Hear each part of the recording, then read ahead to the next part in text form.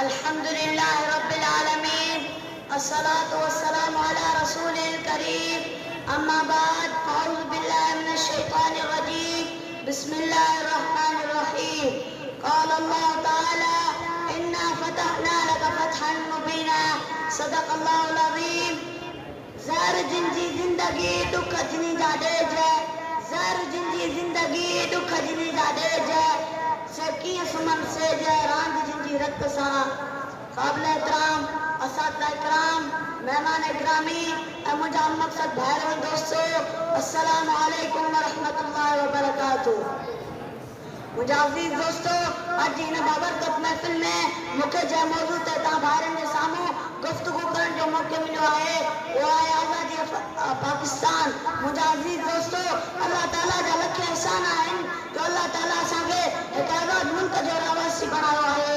मुंहिंजा अज़ीज़ दोस्तो, 14 अगस्त जो ॾींहुं असां लाइ हिकु वॾो अहम ॾींहुं आहे, छो जो हिन ॾींहुं अल्लाह ताला असांखे काफ़िरनि ऐं हिंदुनि खां आज़ादी ॾियाराई ऐं असांखे हिकु आज़ाद मुल्क ॾियारायो हो।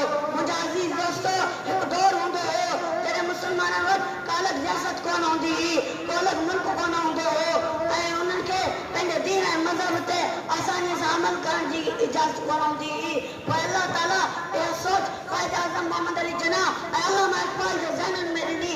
पोइ क़ाइद आज़म मोहम्मद अली जिन्ना उन सोच खे ज़हन में विहारे पंहिंजी कोशिशि शुरू कई ऐं मुस्लमाननि जी क़ुर्बानियुनि सां 14 अगस्त 1947 में हिकु नई रियासत ठाही ऐं हिकु आज़ाद मुल्क हासिल कयो जंहिंजो नालो पाकिस्तान आहे।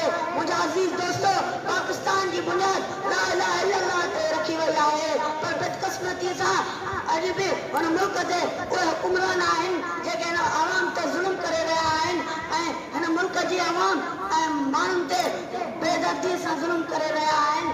ऐं असां चयो त असां हिकु मुल्क काफ़िरनि ऐं हिंदुनि खां आज़ाद कराए वरितो आहे, पर हीउ मुल्क अॼु बि ज़ालिम हुकुमराननि जे कब्ज़े में आहे। बसि अल्लाह खां दुआ आहे त अल्लाह ताला असांखे ज़ालिम हुकुमराननि खां आज़ादी अता फ़रमाए।